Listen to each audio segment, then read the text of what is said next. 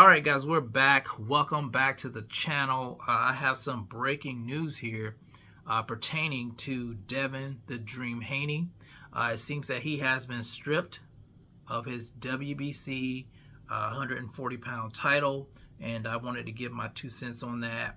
Now, it's looking like Alberto Puello has been elevated to the full champion, and he will be facing Devin Haney's mandatory challenger in Sandor Martin. So that'll be his first fight defending that title. Now, as far as Devin Haney getting stripped goes and how I feel about it, it's kind of a complex situation to me, and a part of me doesn't like the fact that he was stripped so fast. We've seen a lot of fighters, well, I won't say a lot, but we've seen some fighters, despite what they were going through, they weren't stripped right away. Jamal Charlo comes to mind.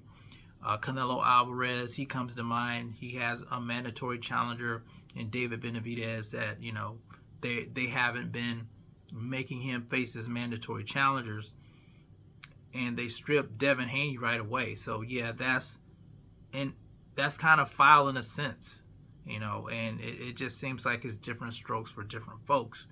Now, we've heard Devin say that he wants to take some time off. I think at first he said 2 years, and then he changed it to a year. Now, looking at Devin Haney, from my perspective, I've always seen a guy, Devin Haney has always been that guy who calls out, the best competition.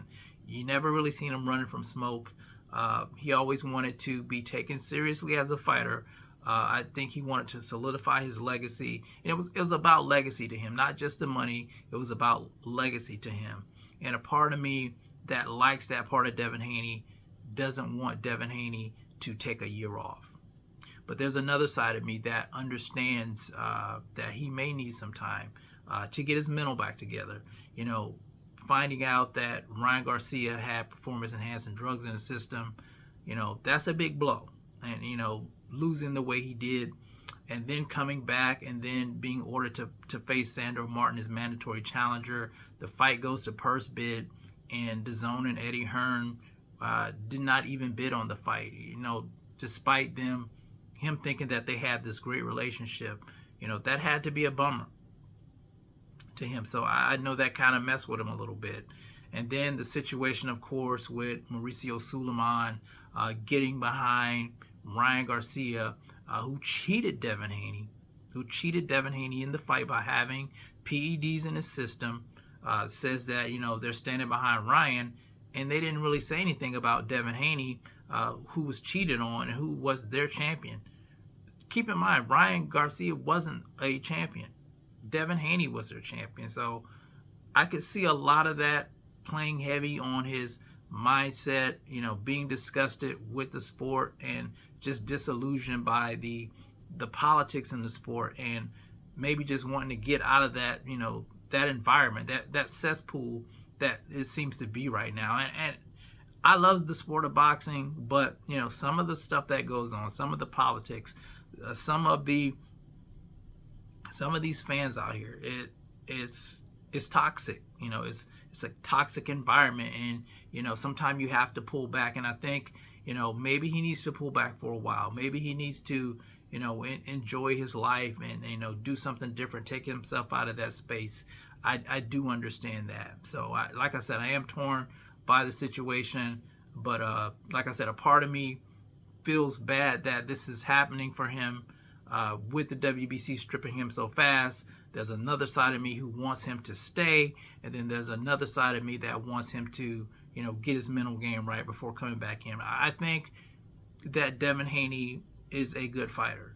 I just think maybe he lost some confidence right now. He's going through some things, and he needs just get it back together. And he's young, he still has time, and he's done great things in the sport. He's done some things that other fighters haven't done. He's been undisputed at 135. Of course, he was a champion his first time out at 140, so he has nothing to be ashamed of in my book. Now, as far as Alberto Puello goes, I think he'll be a good champion. Very shocked by his performance against Gary Antoine Russell. I thought he put on a hell of a performance. I was very impressed with his boxing IQ. He had a great jab, great counterpuncher, great footwork, tight defense. Was surprised at the way he defeated Gary Antoine Russell. I had Gary going into the fight, but Puello really did surprise me. So I think that fight between him and Sandor Martin, that's going to be a banger. That's going to be a chess match, in my opinion. So I welcome him as a champion. You know, I think he's a good fighter. I just want to see, now that Devin Haney's going to take some time off, now that Ryan Garcia has been suspended, I want to know who's going to be the top guy at 140 now. You know, we're in uncharted territory. I think we just had the IBF champion defeated. I can't remember who the guy he was fighting because I didn't watch the fight. Matias, I think he just got defeated. So I'm interested in seeing who's going to come out on top at 140.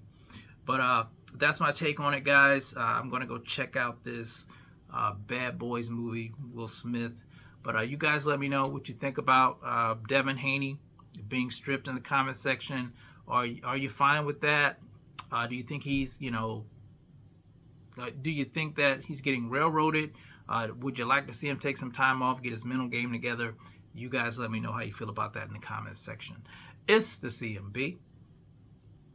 I'll talk to you guys in the next one. And I'm out. Peace.